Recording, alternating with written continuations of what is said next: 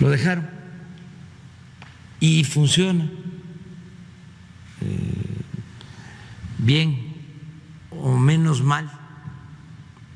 Y me toca ir a ver los 80 hospitales del IMSS Bienestar que están en las zonas más apartadas. Y recuerdo que me toca ir o visito los 3 que hay en Yucatán, los 3 hospitales, y en los 3 sin pediatra. No hay especialistas. Esos son los saldos. Eso es lo que nos dejó la política neoliberal. Entonces tenemos ahora que formar especialistas.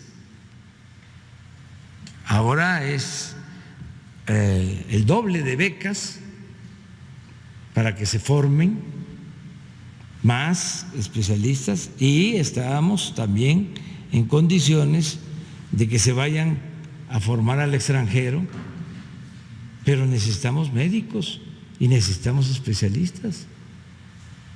Pero es bueno el tema, y a ver si alguien puede contestar sobre el déficit.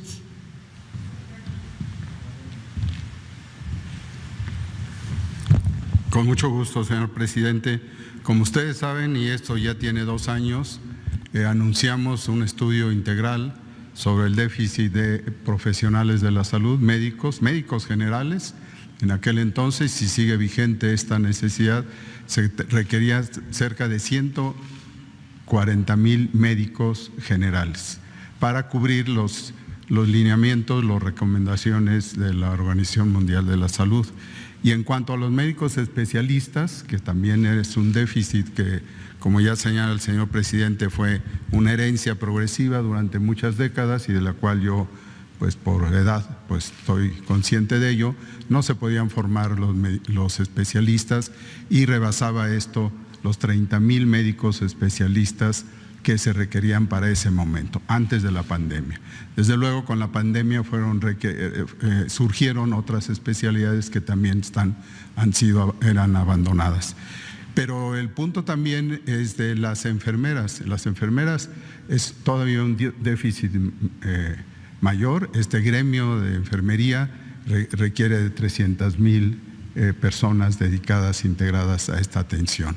Entonces se ha tomado la decisión y tenemos cubierto, vamos con este próximo año hacia cubrir la mitad de las necesidades de especialistas en todo el país.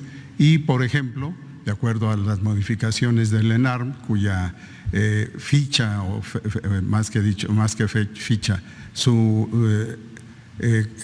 aceptación durante varias décadas de este programa de búsqueda de especialistas, pues sea sustentado tan solo en cuestiones económicas y en cuestiones de formación de los centros donde se podían formar estos pacientes. Todavía lo tenemos.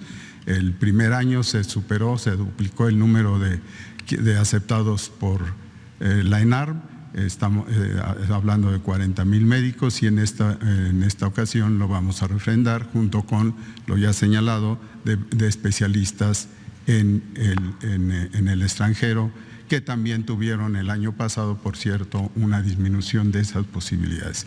Porque no es solo tener a los médicos generales, hay que tenerlos de calidad y desde luego con actualización constante, pero con una idea de que se atienda la atención primaria de la salud, donde los médicos generales son centrales, no los únicos, y que progresivamente las especialidades se vayan sumando. Por ejemplo, y termino con ello, en el cáncer, que tanta necesidad y tanta atención ha tenido, tenemos estados donde hay 1.2 médicos especialistas en cáncer, y no los subespecialistas. No estoy dividiendo entre cirujanos, entre radiólogos, oncólogos y desde luego entre médicos especialistas tan solo clínicamente.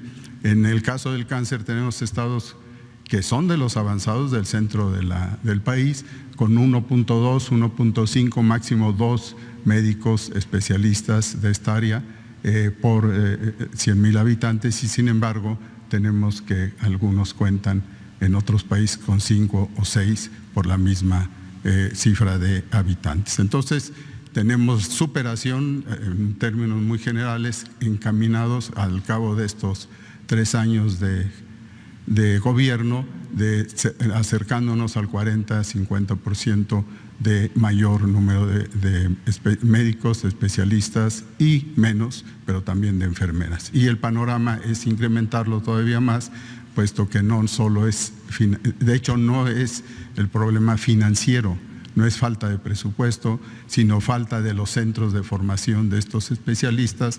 2 de los hoy galardonados han sufrido parte de esto, cuando no tienen a qué residentes recibir en el número que podría cada una de las instituciones estar teniendo, porque no hay el cupo, porque no hay los profesores y desde luego no hay la dirección o no había la dirección política para hacerlo. Este es el panorama, aún en rezago, pero estamos conscientes de que con estas estrategias vamos a dejar en los próximos 3 años ya una base sustancial que cubra la mayor parte de las especialidades y, repito, de los trabajadores de la salud, incluyendo desde luego a las enfermeras. Muchas gracias.